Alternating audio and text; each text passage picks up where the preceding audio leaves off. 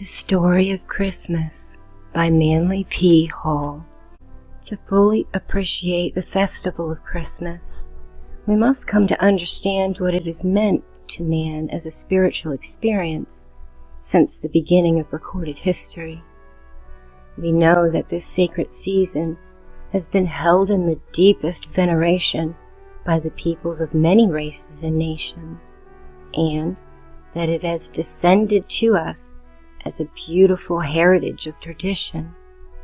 In these days, when facts seem so important, we are inclined to question the origin of our beliefs, and we would like to know how and where the Christmas celebration originated, in what ways it has been changed and modified with the passing of time, the sources of the various symbols now associated with the season, and perhaps most of all, why we should perpetuate the old rites and customs.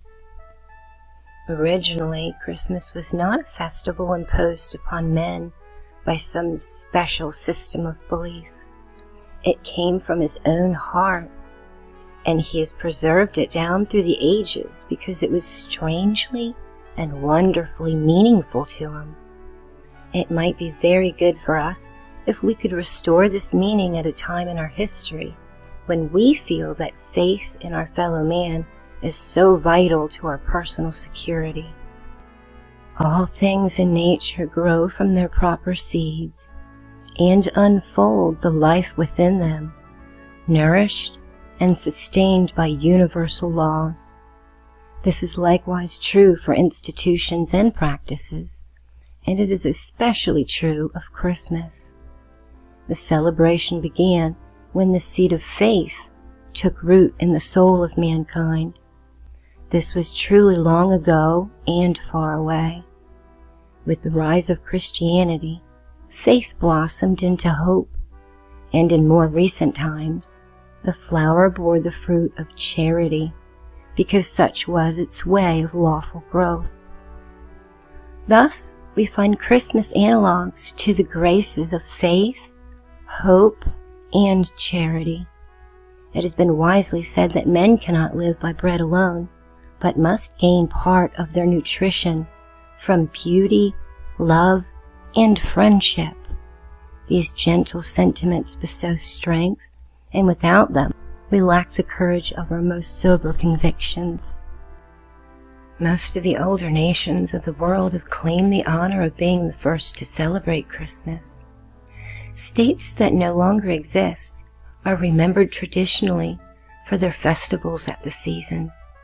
It is not likely that we will ever know either the precise location or the exact time of the beginning of this festival, but it is safe to say that it antedates Christianity by thousands of years.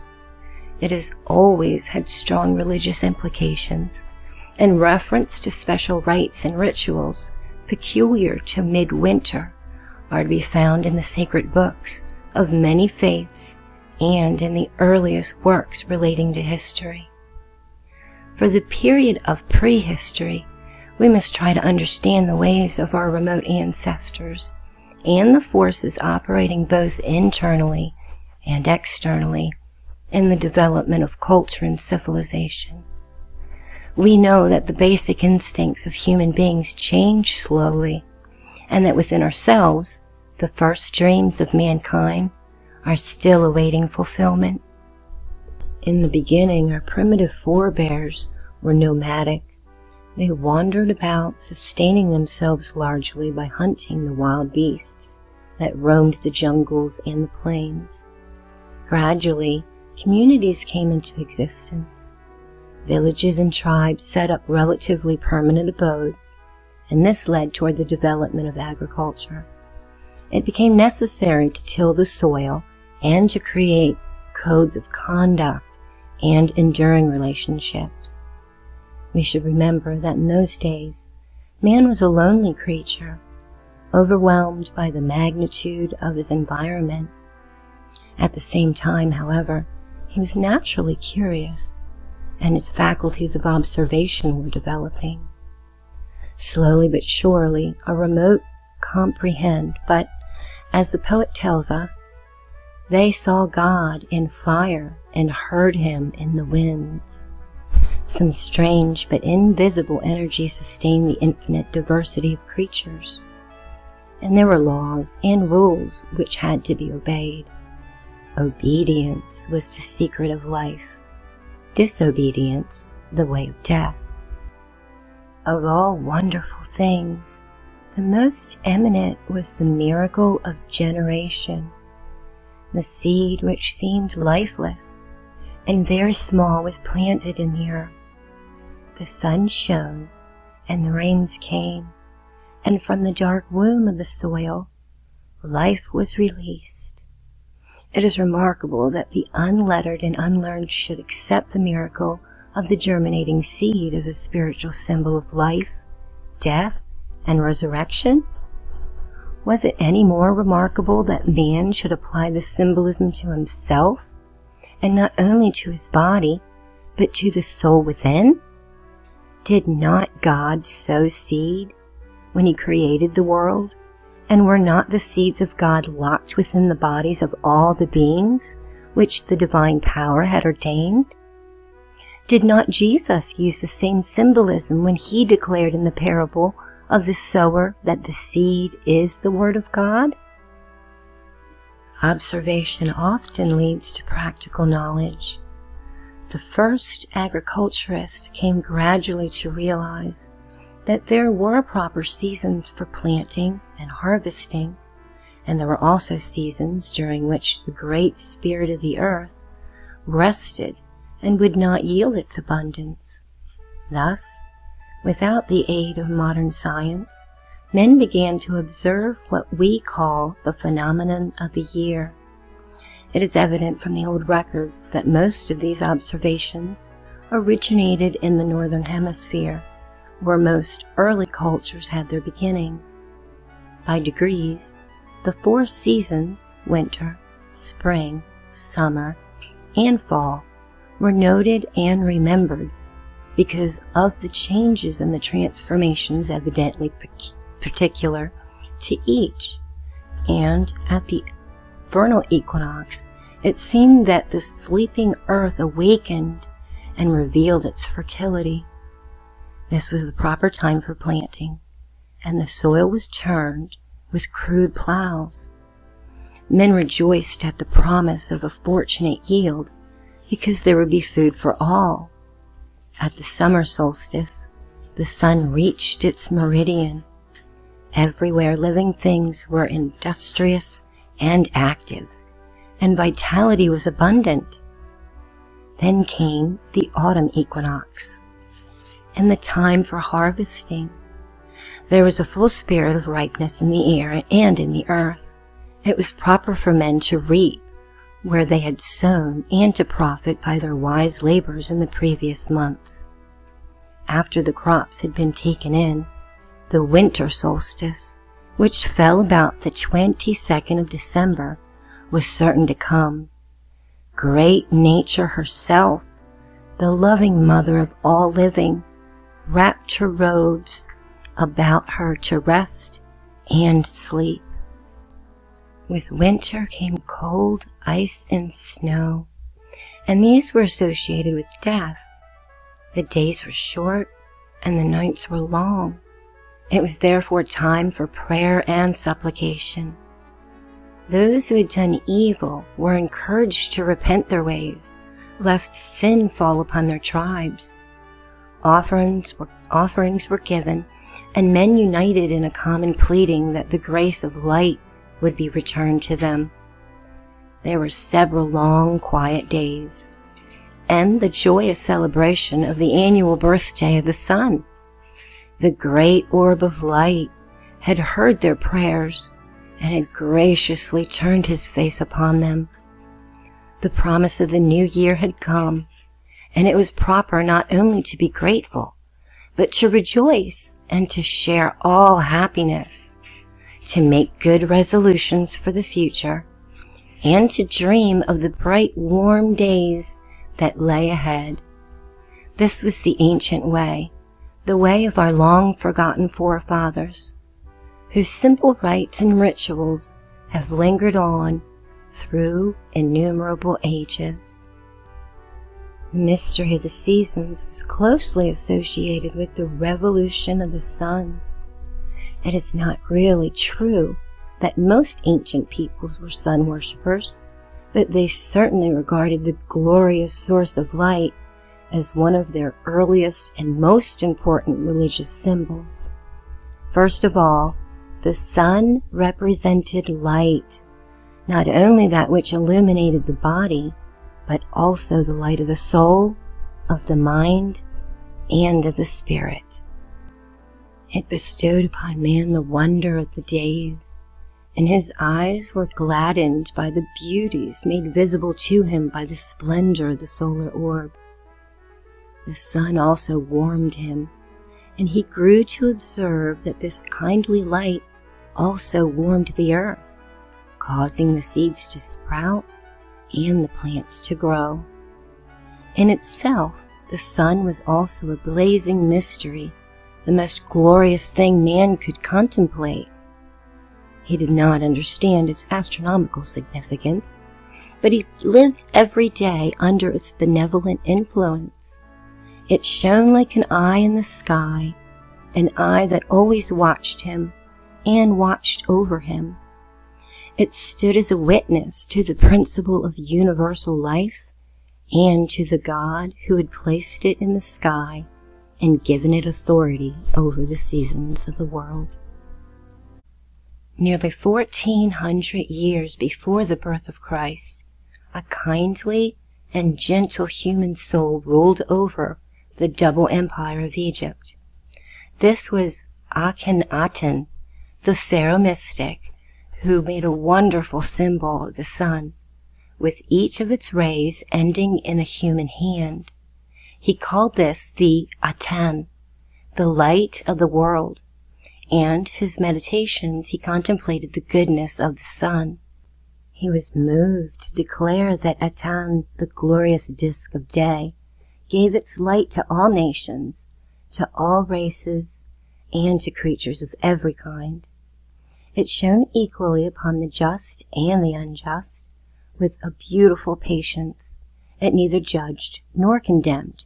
It simply gave light and life forever. Akhenaten taught that earthly rulers should be like the sun, and that good men everywhere should share their life and light, for in doing so, they honored the source of their own existence. Because of the mystery of the sun, Akhenaten did not make war on neighboring states, nor would he condemn their gods. Equality was bestowed upon all things by the example of the sun. Every night the sun went to sleep, or some believed it went through the gates of the west to light the underworld, and the earth was darkened. Men feared the dark and the wild animals that roamed in the blackness of night. They huddled in their caves for mutual protection, and later built fires to restore confidence and protect themselves, not only from savage beasts, but from ghosts, specters, and those sad spirits that wandered in the darkness. Human beings could only sleep and pray for the return of light, for when it came, it would restore their spirits and provide the hours necessary for the labors of survival. From the beginning, then, men learned to love light and to fear darkness, and when they prayed for light, they made offerings to the sovereign sun. Even the fires which they built were symbols of the solar power, for these fires took away some of the darkness. The Incas of Peru went so far as to kiss the sunbeams as part of a sacred ritual of veneration to the invisible God, who was made known to them first through the wonders of light. In the course of time, men became more learned, for observation led naturally to reflection. Scholars and sages rose among them, and wonderful religious institutions came into being, and these were served by venerable and venerated priesthoods. These creeds and codes, however, originated in the experience of the human race, and they were closely associated with the sun, the seasons, and the seed. By degrees and by popular consent, and sustained by learned contemplations, the ceremonials of the winter solstice came to take precedence over all other sacred rites. The Magi, living in the valley of the Euphrates, studied the stars and the motions of the heavens from their tall towers in the desert. They measured the seasons, and they discovered the 3 long dark nights which accompanied the winter solstice. They also learned that immediately afterward the days began to lengthen, and they interpreted this phenomenon as a peculiar proof of God's love. They said that the heaven had made a pact and a promise with the earth, and that the world would soon again be green and covered with flowers. So these ancient priests of Persia lit their sacred fires, and all the people rejoiced and did honor the reborn God of light. In Greece there were great processionals of rejoicing. There were midwinter rituals at Delphi, celebrating the rebirth of the beautiful deity Dionysus, who was represented as a cradled infant born from the sea. In the great sanctuary of the state mysteries at Eleusis, the holy birth was dramatically reenacted in the quiet hour of midnight. Also at this season, the lusty Romans celebrated their Saturnalia, a long and important festival which terminated on Christmas Eve. In the old calendar, December 25th was marked with the words, quote, Natalis Solis Invicta, end quote, the birthday of the invincible sun.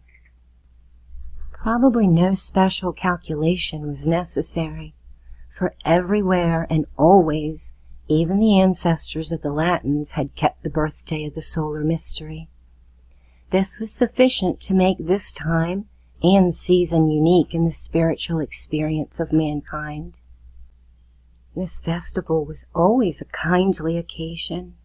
Men, either in gratitude or through fear, were motivated to generous and unselfish actions. It was always the worship of the gods, for the Saturnalia was their birthday. But the enlightened pagan had already learned that the God-fearing must also be the humanity-loving. At the winter solstice, families gathered in solemn celebration. Friends long separated were reunited, and enemies were reconciled. The very spirit of thankfulness was in the air, and it was wise and proper to remember the good things that had come and to plan for a happy future. The priests of ancient Britain were called the Druids, or men of the oak tree. At the winter solstice, these great bearded patriarchs, clad in flowing robes of white, entered their sacred groves to cut mistletoe. They carried knives of beaten gold, and it was their custom to use the white berries and the green leaves of this parasitic plant to make wreaths around the crude, monolithic stones of their altars. Salisbury Plain still stands, an ancient ring of huge rough stones called Stonehenge, as a continuing reminder of this ancient faith. It was in places like these that the early Britons gathered to venerate the return of the sun. The Druids sent runners across the hills with blazing torches, and with these they lit the new fires on both altar and hearthstone. Through the land flames blazed from the tops of the hills and the depths of the valleys. Watching the shadows cast by the sun, the Druid priest found the certain indication that the solar orb was returning. We have referred to the pre-Christian celebration of the winter solstice festival under the broad heading of, quote, faith, end quote. This is sustained by the attitudes of the worshippers. They regarded the cycle of the sun god as a direct evidence of divine providence. They neither questioned nor doubted, but accepted with complete gratitude the symbol of the divine presence.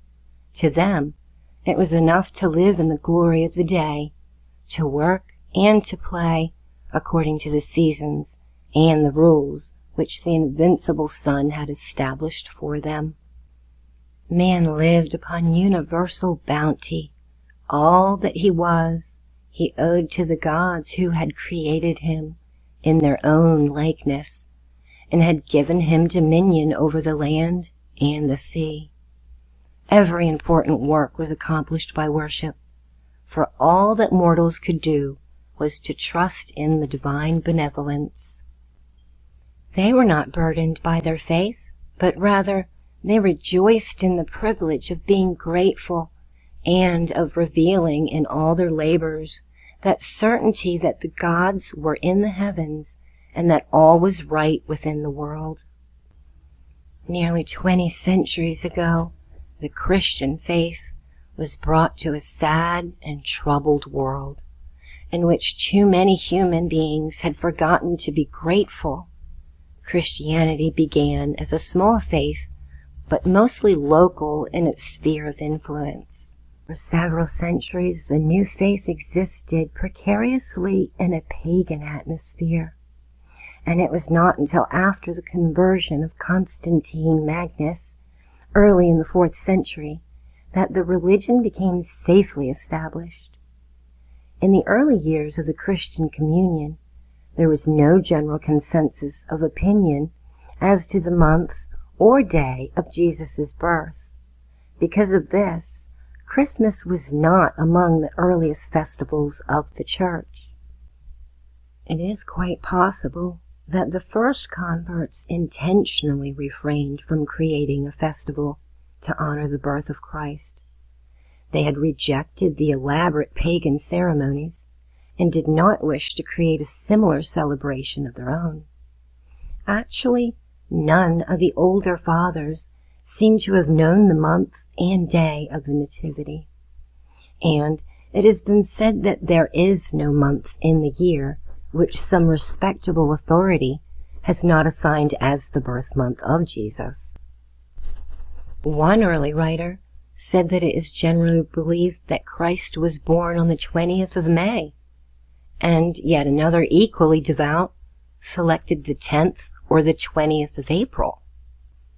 And then there were several groups that were convinced that the Master was born in January.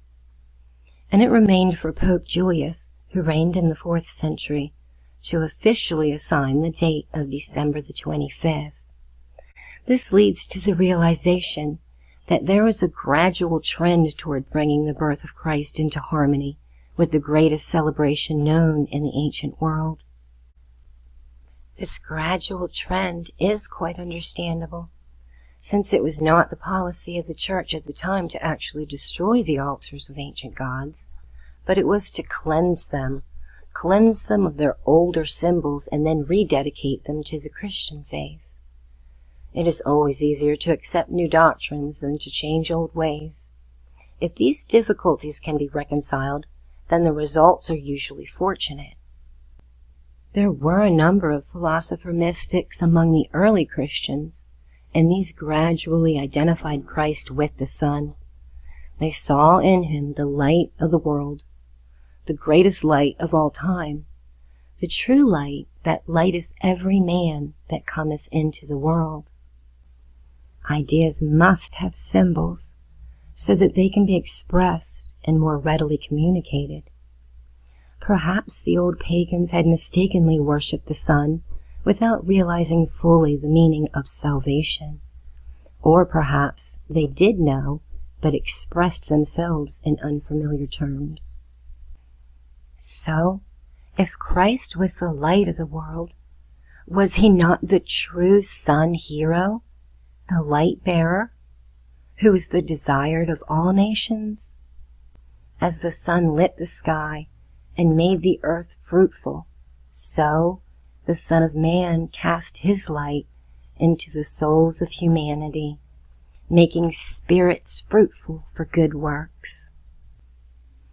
Whatever the motive may have been, it was not actually the legislation of men or of priests and bishops that established Christmas.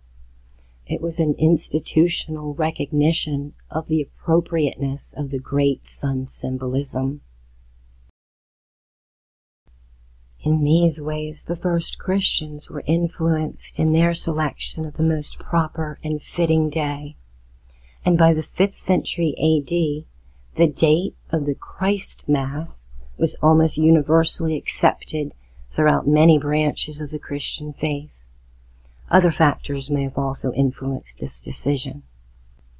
The first Christians found it expedient to assemble for the celebration of their faith on the festival days of their pagan neighbors. Only on such days could they gather inconspicuously and with slight probability of molestation. Later, they were given official privilege to meet on certain days, but by degrees the emergency measure became an accepted tradition. There was also the fact that the missionaries and the evangelists traveling into distant regions found it much easier to convert the peoples of these lands when they were permitted to preserve their ancient festivals.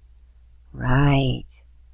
Perhaps the conversions under these conditions were not as complete as they might have been wished, but at that time it was more important to maintain friendly relations. Originally, the Christ Mass was almost completely religious within the body of Christendom. It combined several sacred occasions, including Epiphany, a feast that was celebrated on January 6th, commemorating the coming of the 3 Magi to the crib of Christ, or as it is said, the first manifestation of Christ to the Gentiles. In the 4th century, the marriage feast of Cana and the feeding of the multitudes with fishes and barley loaves were included in the Christmas festivities. The broad form of Christmas, as we now know it, seems to have originated in Western Europe, but spread rapidly eastward, and then in the middle years of the 4th century was observed in the Byzantium at the court of Constantius. It was not the Mass in the church or the cathedral which first and most completely expressed the Christmas spirit. This true festival came directly into the lives of all concerned. It was an intimate religious experience, a sacrament in the home, by the fireside, and most of all, within the human heart. It was dedicated to the memory of a little child who was to become the undisputed ruler of the human heart. This child, born in a stable, surrounded by animals, was not a temporal sovereign crowned and sceptered, for his kingdom was not of this world. He was the rule of love. He was the Prince of Peace. Even the poor and the illiterate could understand the life way of the gentle Nazarene. They tried to restore his spirit in themselves by doing his works, and by honoring his memory through acts of Christian charity. They celebrated Christmas in memory of him, and in the way that they believed that he would have wished. They remembered his teachings, and that if a man would love his God, he should love his brother also. It was the original intent that during the Christmas season, love should rule the world, in anticipation of the day when the Lord of love should return to his kingdom and rule over all men in spirit and in truth. The attitudes of the medieval man were largely influenced by his environment. His personal opportunities were limited. His requirements were few and simple, and he was subjected to a variety of misfortunes, natural or man-made. As might be expected under such conditions, he devised his own amusements and took advantage of every possible opportunity for gaiety as well as celebration. His manners were rude, and many of his customs would seem offensive to us. He was devoutly religious, and he turned to his faith for security because he had no concept of improving the conditions under which he lived. It is notable that medieval man had not yet awakened to the idea that he would help to build a better world for himself and others. He certainly possessed humanitarian instincts and the rudiments of social consciousness, and he revealed these instincts most strongly and clearly through his celebration of Christmas. Gradually, he came to identify this festival with the emotion of hope. The birth of Christ meant to him the assurance of the ultimate well-being, if not in this world, then in a better place beyond death. He rested his hope in God, for he had little faith in his fellow men, and even less in himself. Yet, for him the Heavenly Father had sent his Son into the world in the likeness of a mortal person. Through this wonderful intercession, the gates of salvation had been opened, and the lonely, the tired, the sick, and the poor were not forgotten. We know that even today sorrow and adversity incline us to seek the consolation of the Spirit. The Middle Ages of the European history were burdened with war, with plague, drought, and famine. The individual could not cope with these vast problems. He could only accept them and turn to his faith for strength. Under such conditions, the natural mysticism in the human soul found its fullest expression. And with this came the rise of Christian mysticism and the gradual identification of the Christ story with the changes wrought within the human soul by piety and devotion.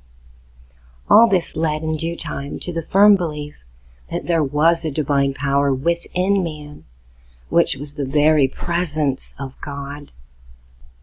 The coming of Christ was reenacted in the life of each individual who chose to live according to the spirit of the Master's teachings. At Christmas, there was not only the beautiful tradition of a child born in Bethlehem, but the timeless symbolism of eternal truth born in the heart of men. This was understandable even in the days when men's minds were scarcely touched by the philosophical insight.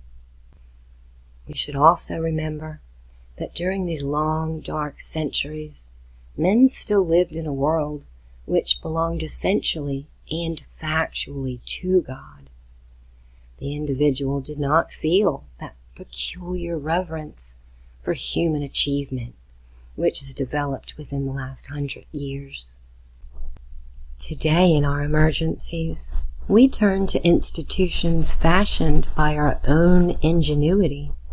We are dazzled by our own ability and powers, and have gained a false sense of self-sufficiency.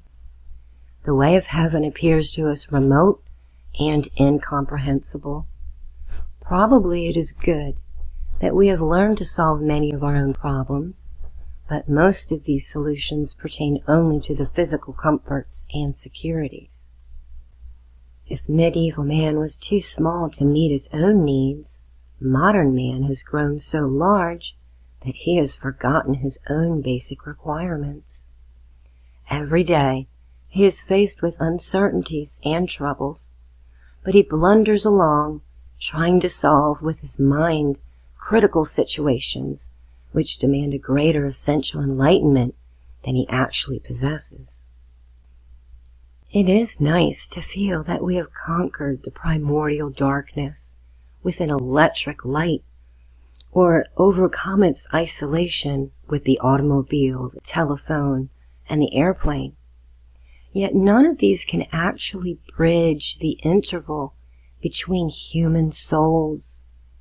the old loneliness still lingers, and when we think beyond and through our numerous commendable achievements, we must finally come to realize that the human being is still a citizen of vast space. The heavens roll above him, and the earth must sustain his empire. The life of the sun is still his salvation, and he would perish if a vitality greater than his own did not make the seeds to grow and children to be born to him.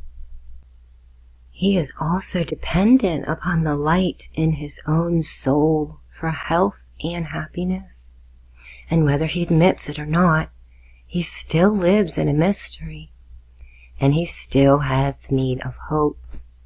To contemplate these greater truths and to experience internally the presence of the eternal are necessary extensions of the consciousness. With all our wisdom and our skill, if grace is not born in our hearts, we are a tired and saddened creation, wandering down through the ages without vision and without purpose. Our ancestors knew this, and they acknowledged it with sincerity and humility. It would be good indeed if we could restore such understanding. We can enrich the old ways and fill them with greater joy and a better hope. But we cannot afford to become cynical and reject convictions which we sorely need. The spirit of Christmas descends to us largely through a group of symbols long associated with the festivals of the season. These symbols may well be termed archetypal, for they reveal the gradual growth of fundamental ideas, subjected constantly to new interpretations. A symbol must always mean what we understand it to mean. It has no substance of itself, and if analyzed or dissected, loses most of its significance. Christmas would be a greater spiritual experience for the average individual if he would make himself receptive to the impact of the legendary and lore surrounding this celebration. Each of the familiar practices has its own gentle and friendly message. It not only gladdens our present festivities, but causes us to share for a moment in the common aspirations of our kind. We would have a better total concept of humanity if we permit ourselves to be quiet and to feel our bond with the ages. This may inspire us not only to cherish the nobler ideas of the past, but to advance them and to find new motives for preserving our priceless heritage of life and of liberty. It makes no difference whether the Christmas symbols originated in Eastern nations or in ancient pre-Christian times. They belong to a universal pattern of gentle remembrances. They tell us that man has always instinctively longed to love the beautiful and to serve the good. Great and noble souls lived, labored, and died ages before the miracle at Bethlehem. There is no ancient good or modern good. There is only goodness itself moving through time. Gratitude is not historical, nor is beauty denominational. Many streams have flown together. Many quaint practices and curious rites have met and mingled. It is good to realize this, for it will help us to broaden our vision, deepen our understanding, and advance such necessary causes as world peace, as well as interreligious friendships. It is really and truly wonderful if some part of our Christmas came from ancient Egypt or India or even remote China. These are regions on a map, but the people who inhabit them are one creation in God and under law.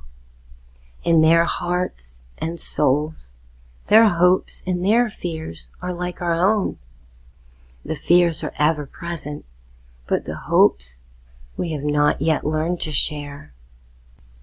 And Christmas can be an invitation to universal friendliness and the quiet realization that one life from one eternal source must flow into the souls of all men and restore in them the recognition of their common origin, purpose, and destiny.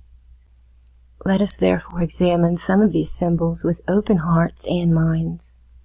We may profit more from them than from learned books or grave discussions. We should always remember also that we cannot gain more than we give. To the degree that our hearts are open and our instincts and intuitions kind and fraternal, to that degree we will understand, and through understanding, experience a measure of religious insight not otherwise possible. Many countries have popular legends by which they claim the distinction of having given the Christmas tree to the world. The pine, the fir, or evergreen has long been associated with the idea of immortality, because it remains green through the long winter period, and is thus a fitting symbol of the inevitable victory of life over death. Sprigs of acacia, cypress, cedar, or fir were used to decorate ancient altars, and there are references to them in the Bible as well. The thorny tamarisk was considered a sacred tree by the early Arabians, and it is supposed that from its branches was fashioned the wreath of thorns which was set upon the forehead of Jesus. The tamarisk has a strange and wonderful vitality, for when it is cut down and trimmed and made into doorposts, it will take root and send out boughs which will arch the doorways. Here again, the tenacity to life appeared so remarkable that it caused popular veneration. A Scandinavian myth of great antiquity tells of a fir tree which sprang from the blood-drenched soil where two lovers had met a violent death. On a certain night during the Christmas season, mysterious lights, like candles, were seen on its branches, and neither wind nor storm could extinguish them. There is also a tradition that in the 8th century, Boniface, an English missionary, went to Germany to convert remote tribes that still worshipped Wotan and the old gods of the Norselands. He seemed to have found these people celebrating the rites of winter solstice. In the midst of a throng of worshippers stood Wotan's ancient oak tree, adorned with offerings and garlands. Supported by a group of converts, the good saint resolved to cut down the ancient oak with all its pagan implications. It was a huge tree, and the blade of the axe seemed scarcely to gash its surface.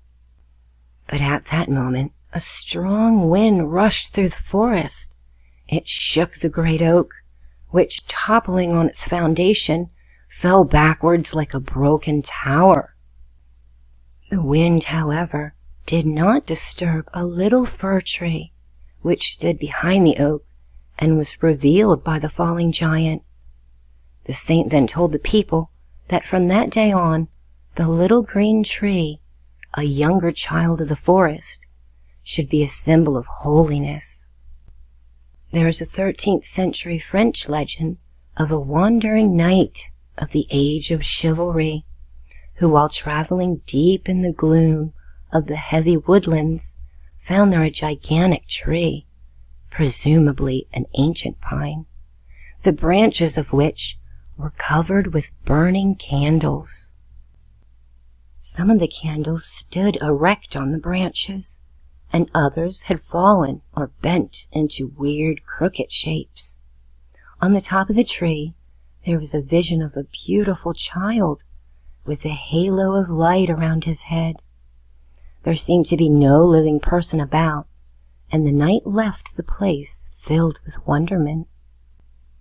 The Pope was appealed for an explanation, and he declared that the tree undoubtedly represented mankind.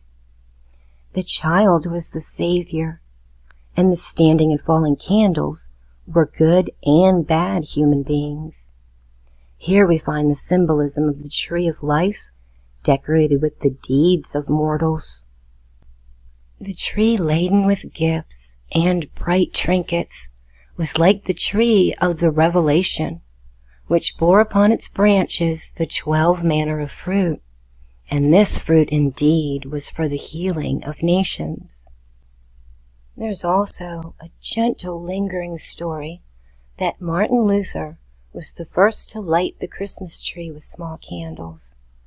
Perhaps he only revived an earlier practice, but still it has come to be associated with his name. One Christmas Eve, when Luther was traveling alone in a snow-covered countryside, he was suddenly impressed with the thousands of glittering stars that seemed to hover over the earth. All the world was shining with a strange and wonderful light, and the bright points in the sky mingled with the deep green, shadowy trees along the road. Luther was struck with a happy thought. Arriving home, he tried to explain his feelings to his wife and his children.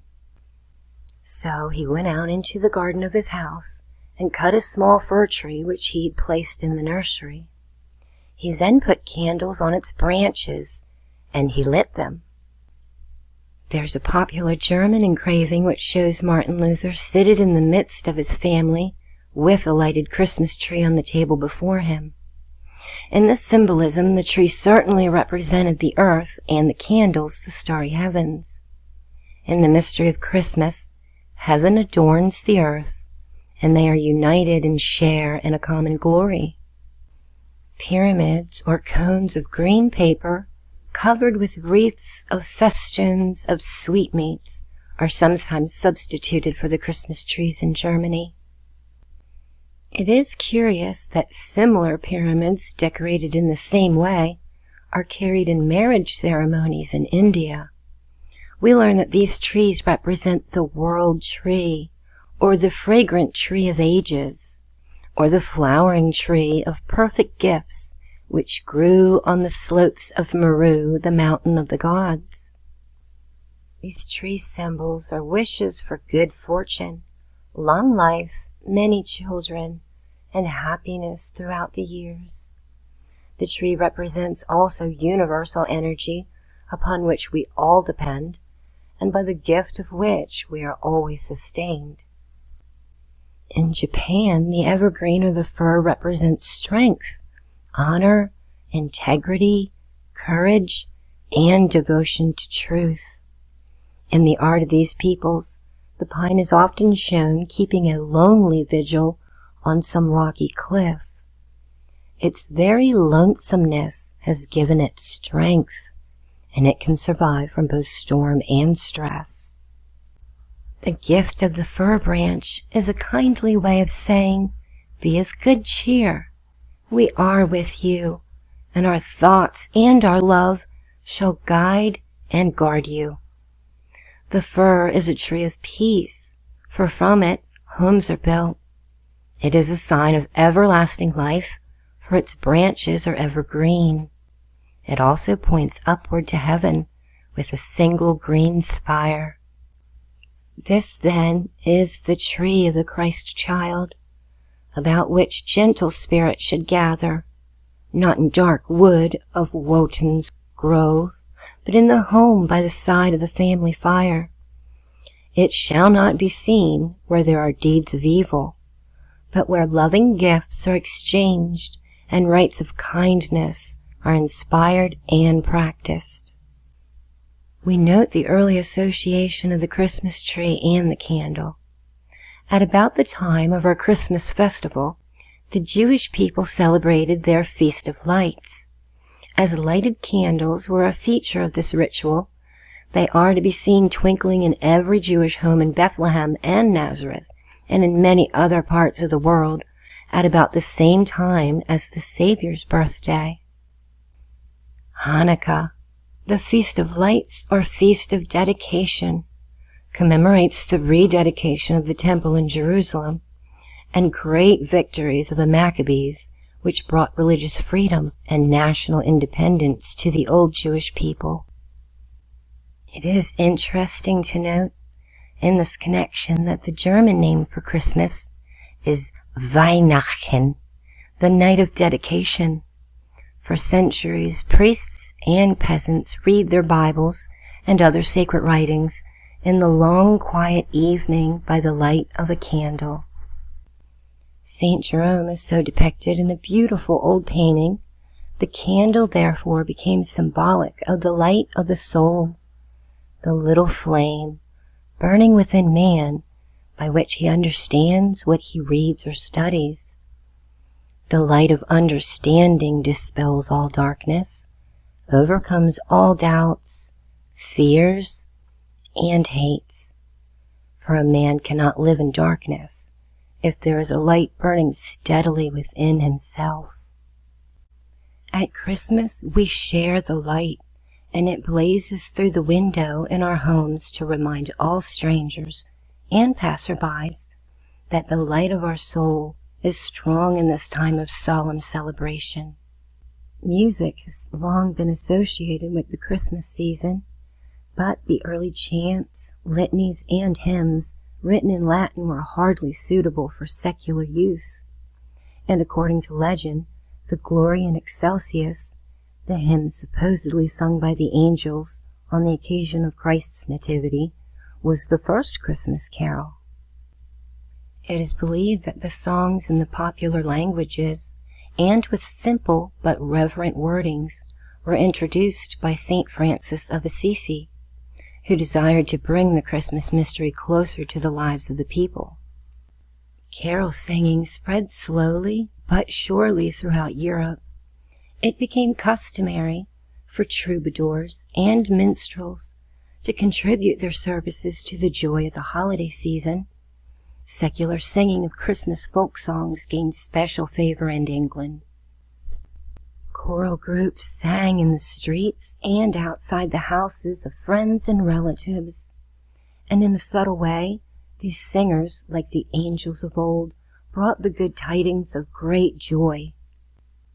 It is surely a pity that so gracious a custom has failed among us. There is something really lacking when we are satisfied merely to turn on a photograph or listen to the radio.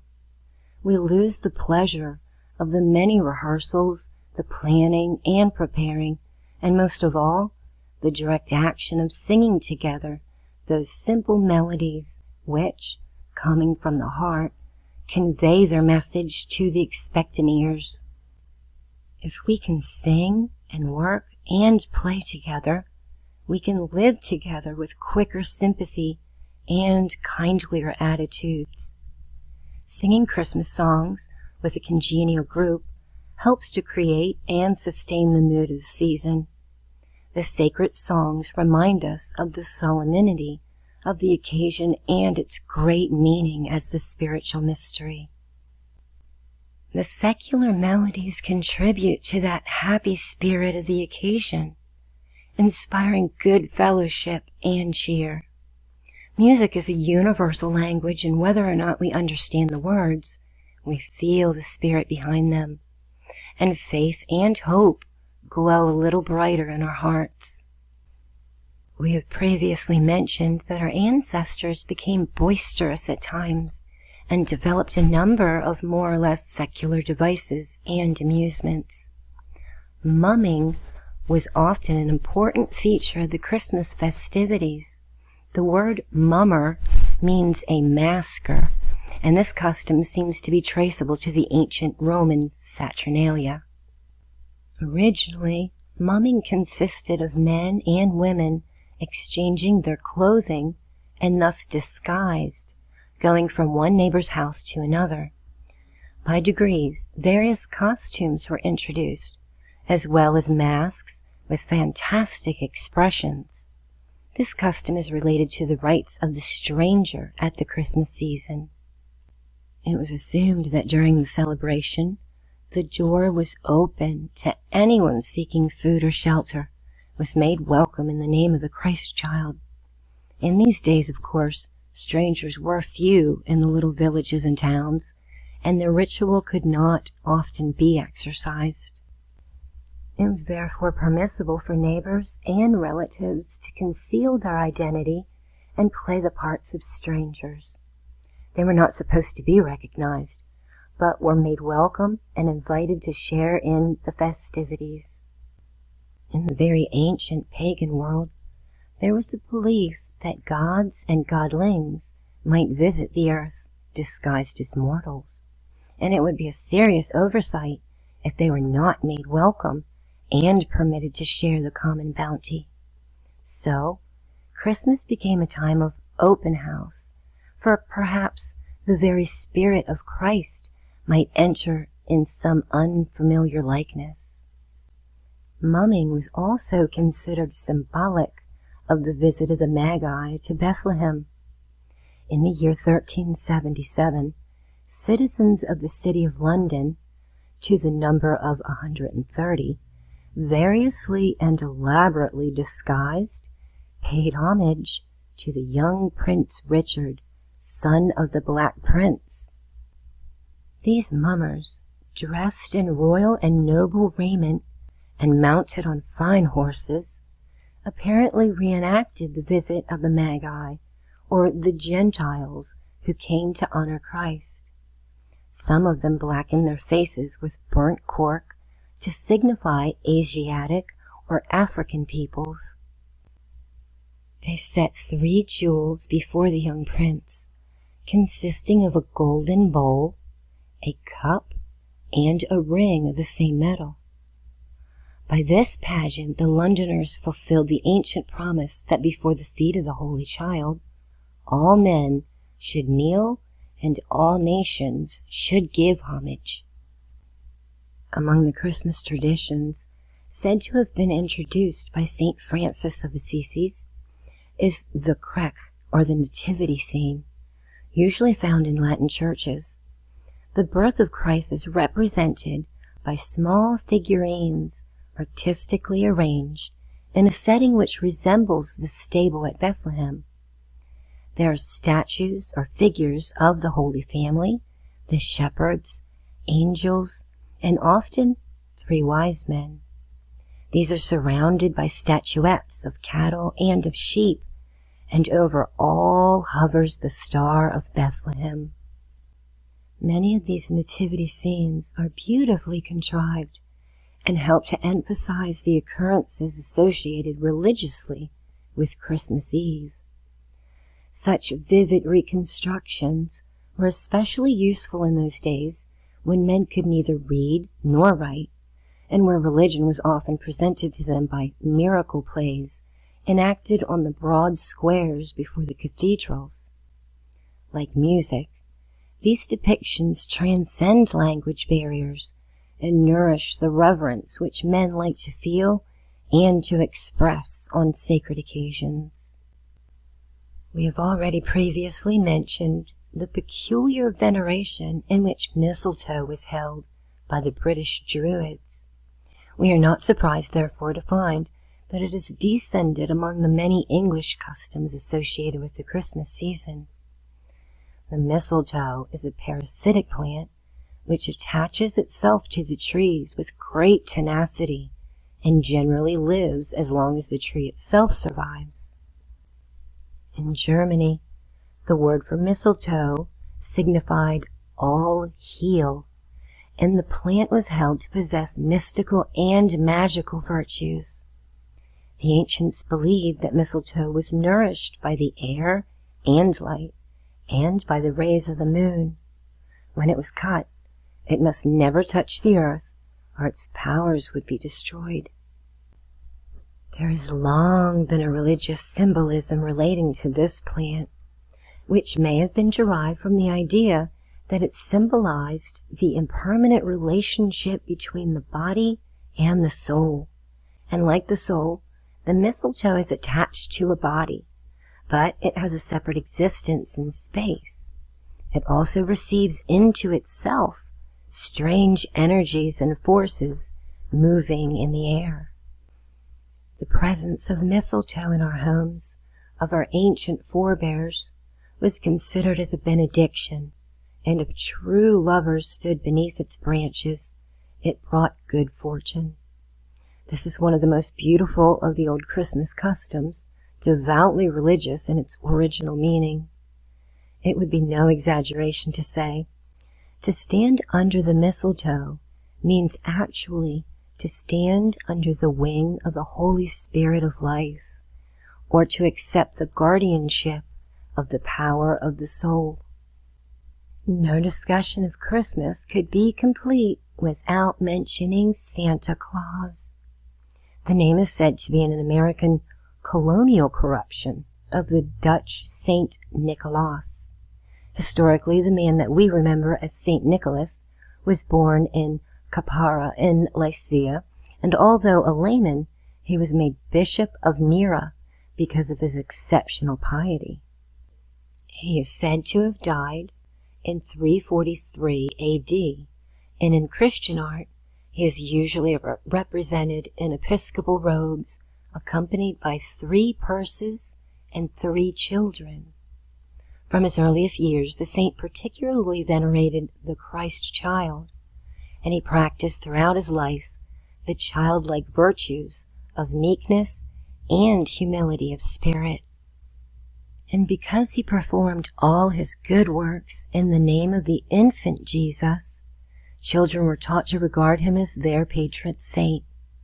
He also gained distinction as a protector of the innocence and morality. There is a legend that the good Saint Nicholas gladdened the hearts of the 3 poor girls who wished to be honorably married by secretly throwing purses of money into the window of their home so that they could have a suitable dowry. This is why 3 purses have come to be his particular symbol.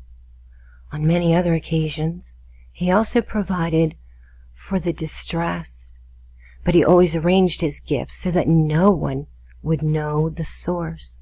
If he was asked, he would say very quietly and sincerely that Christ was the true giver of all gifts. In memory of this saint's anonymous philanthropy, mothers concealed apples, nuts, pears, sometimes clothing, shoes, and hats in their children's room on St. Nicholas Eve, and when the morning came, the presents were discovered. They would follow the holy man's example and simply say that St. Nicholas had brought them. It was an early custom to hide such presents in the shoes and slippers so that the children would find them when they got dressed. Average folks did not have stockings at this time, but when these became customary, there were no objections because stockings hold considerably more than shoes. Incidentally, St. Nicholas was usually pictured as a portly man with kindly expression and a very long white beard. It is possible that familiar costume in which we represent him was originally intended for vestments, but by degrees these were modified to a more secular apparel. There are other elements which have contributed to the Santa Claus legend.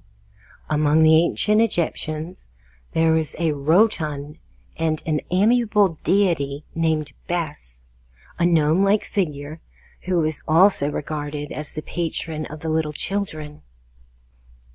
This god lived with the other deities at the North Pole, supposed to have labored industriously throughout the year, making dolls and toys for the boys and girls who were good and obedient. He could travel invisibly through space and had a wonderful way of knowing the virtues and faults of the children that he visited. St. Nicholas seems to have been first adopted officially as the patron of children in the Netherlands. On St. Nicholas Eve, the little folks leave their wooden shoes filled with hay for the horse which the good saint rides when he jumps from roof to roof, leaving toys and sweetmeats.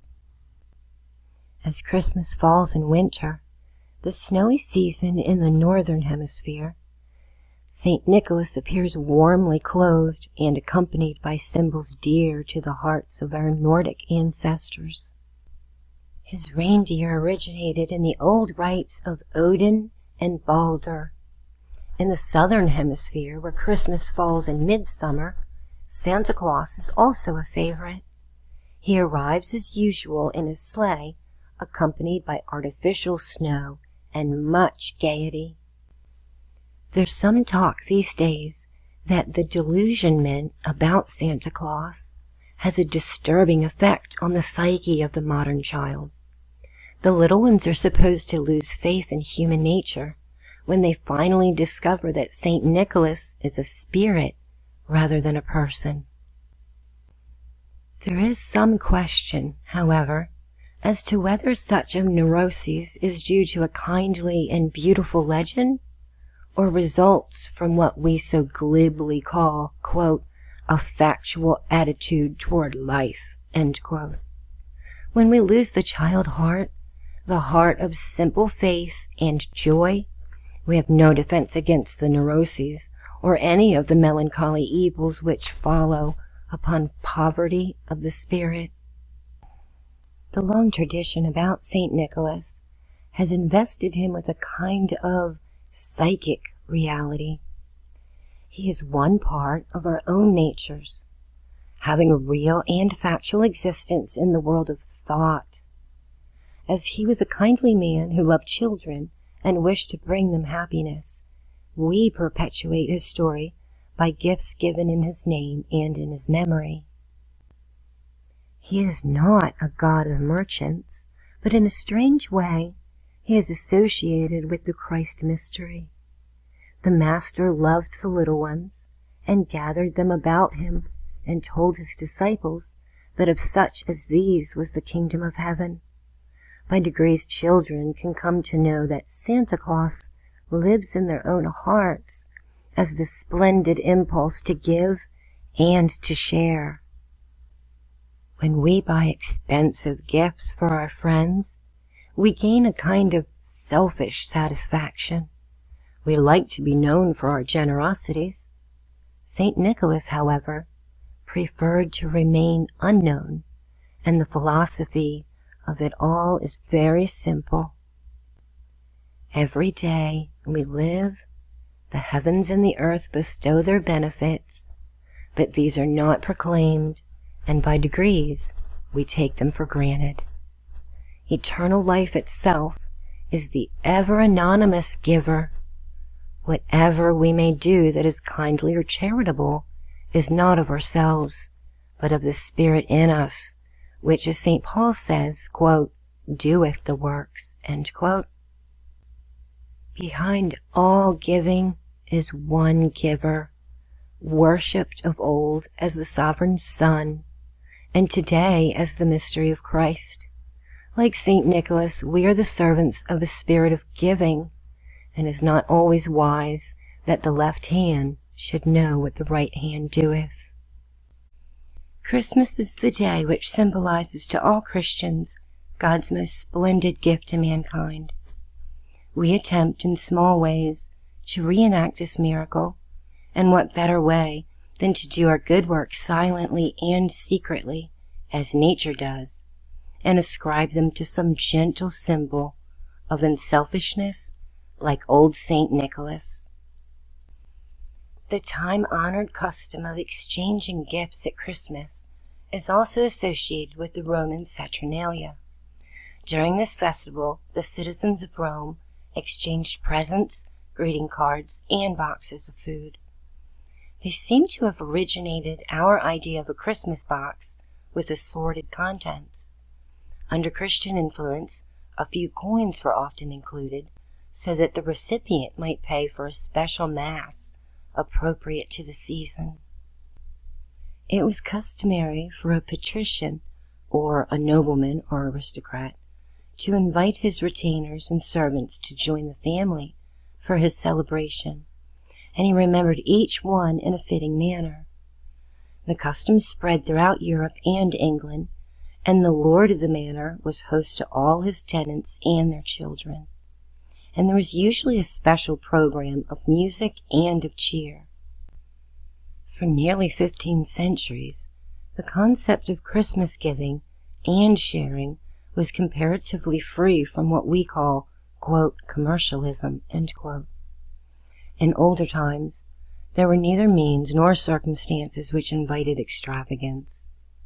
Gifts were considered important principally because they represented the personal thoughtfulness, skill, and industry of the giver. Presents were quietly accumulated through the year. In their shops and stores, merchants took time now and then to fashion with their own hands toys and trinkets. Housewives sewed and embroidered, and as the season approached, they were of course busy preparing foods and pastries. Even the little children shared in the benevolent conspiracy and the general atmosphere of expectancy. They drew pictures and wrote poems, memorized songs, and helped to gather the decorations for the house. There was no problem with the competitive value of presents given or received. Communities were essentially poor, but this placed no restraint upon the spirit of thanksgiving and the pleasure of small remembrances. The very simplicity of the old Christmas was part of its charm, and helped to keep alive and bright the sacredness of the celebration. After all, it was in honor of a man who had renounced the things of this world. For the birds of the air had their nests, and the beasts of the field had their lairs, but the Son of Man had no place to lay his head. Because of the intense spiritual overtone provided by the religious aspect of Christmas, our forefathers were mindful of the solemnity of the occasion, and there was an air of serious reverence with their rejoicing. It was good to be thoughtful and to remember that the Christian way of life required not only devotion, but an inner strength which could be victorious over adversity. Man must exercise eternal vigilance against selfishness and pride, and those false emotions which obscure the light in the human heart. The Spirit of Christ was the invisible guest in every room on Christmas Eve, for the festivities were in remembrance of the Holy Nazarene. We have come to think of Christmas as a child's holiday, and we may ask ourselves if we can restore all that this implies. Are we really so sophisticated, mature, and grown up that we have forgotten that we are all children? We are not only children of this world, but of the greater world, and our attainments are slight indeed when compared to the mysteries of life which surrounds us. There is a wonderful spiritual release in discovering the childlikeness in ourselves. Do the young ones enjoy brightly lit Christmas trees any more than the doting elders? The joy of the parents is in the happiness of the child. It may be that children get most of the presents, but we get most of the joy from watching their bright eyes and listening to their exclamations of surprise and wonderment. It may well happen that we can injure our children on this occasion by our very desire to please them. We should never teach the young, by word or example, that Christmas is only a lavish season in which we cater to all of their wishes. We should never substitute presents for parental thoughtfulness throughout the year, or use them in an effort to buy respect or admiration. A Christmas present is a symbol. We give of what we have to indicate our intention to give of what we are. We tell our loved ones that they may depend on us for strength and integrity and protection. It is a mistake if we allow the spirit of Christmas to be exhausted on only a symbolic level. nor should we bury the spirit of Christmas under a stack of presents. We say that it is unfortunate that times have changed and that Christmas is now a heavy economic responsibility. This is in part due to a general misunderstanding and to the changes which the motions of civilization have brought. The average person is no longer sufficiently resourceful or skillful to make his own hands the gifts for his loved ones. He feels that he does not have the time, but in fact, he just lacks the inclination. So today, he simply goes out and buys and joins the throng, which has transformed this gentle festival into a merchant's holiday. Is the merchant really to blame when we try to buy a spiritual experience which can come to us only from our own hearts?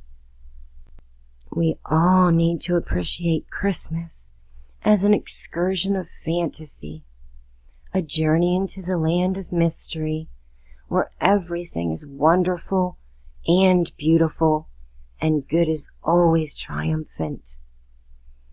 It is a grand occasion to restate dreams and beliefs which we desperately desire to accept, and thus to rescue our minds and souls from the monotony of buying and selling, earning and paying.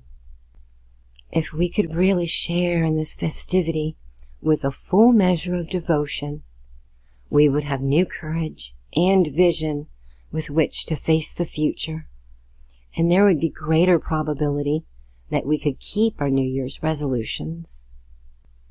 With smaller families, urban living, and the weakening of ties and bonds due to these continual pressures we hear about, some face Christmas with sadness of spirit and an attitude of nostalgia.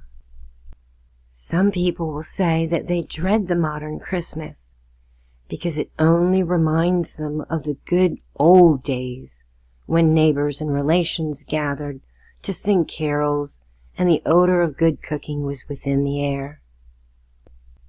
Loneliness is not easy in any season, but particularly difficult is the lonesome Christmas. Does it have to be this way?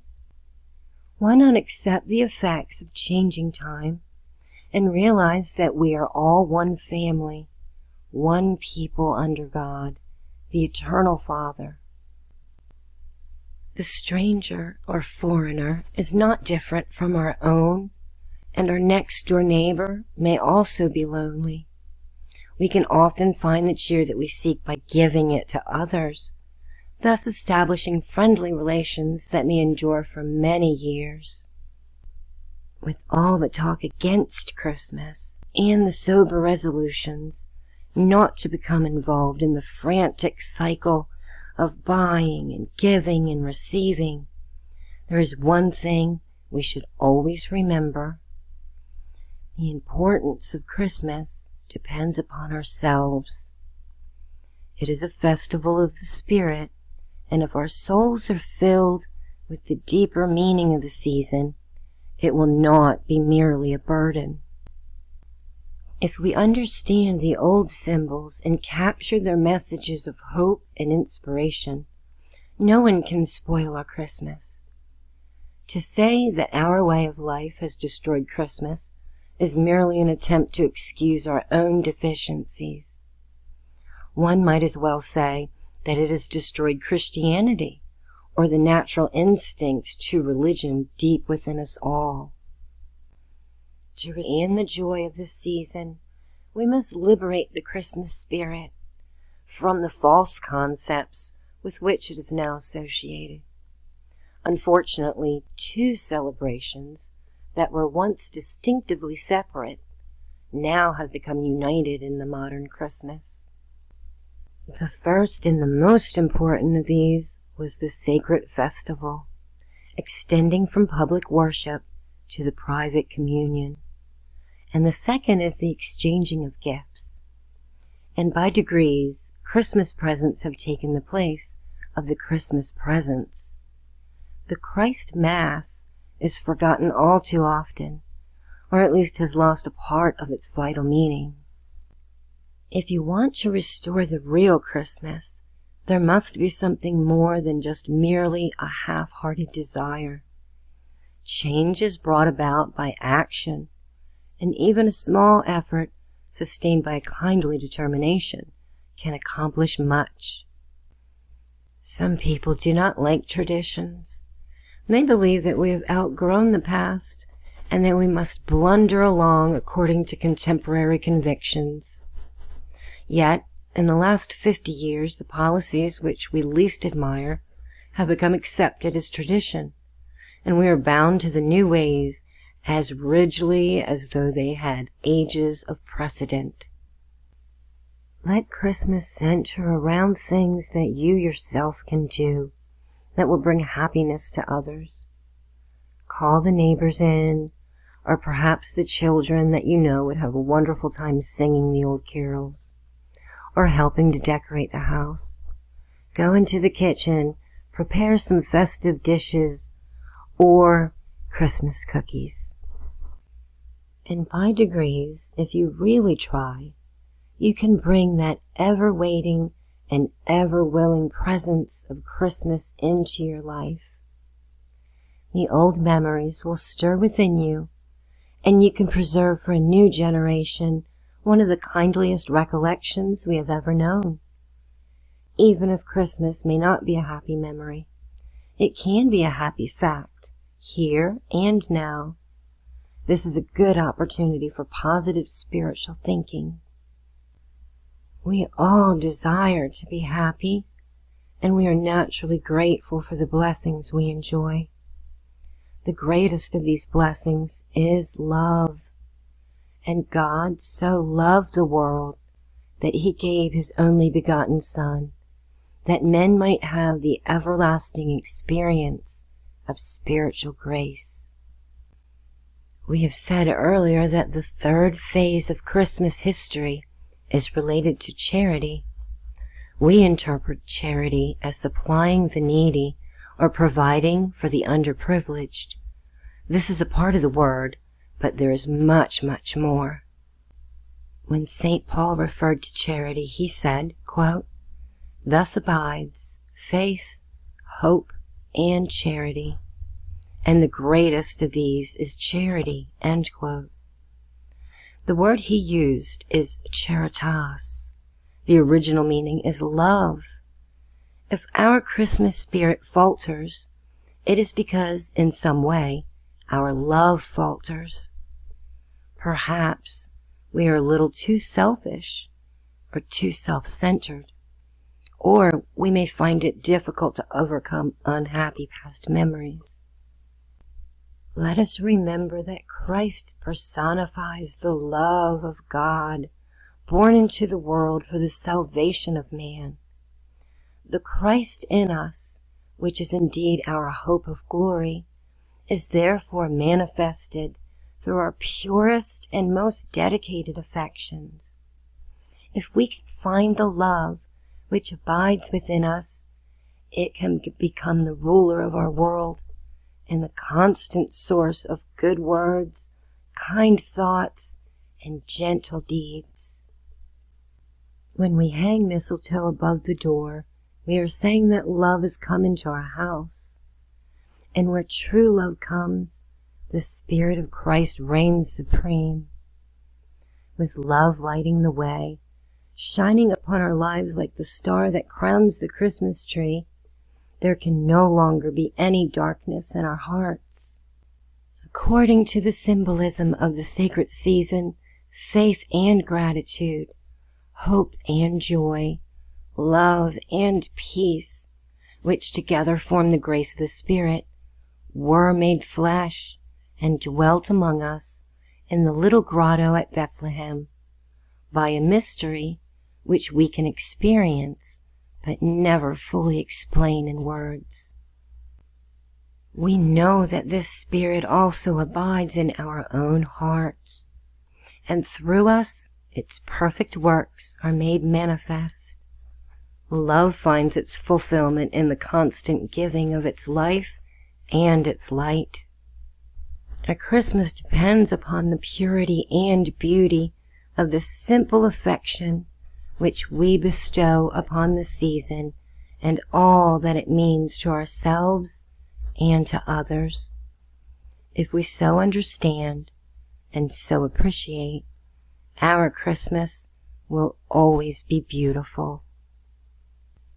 And that completes the story of Christmas by Manly P. Hall. I wish you all peace and love. Have happy holidays. Love yourselves and love each other unconditionally.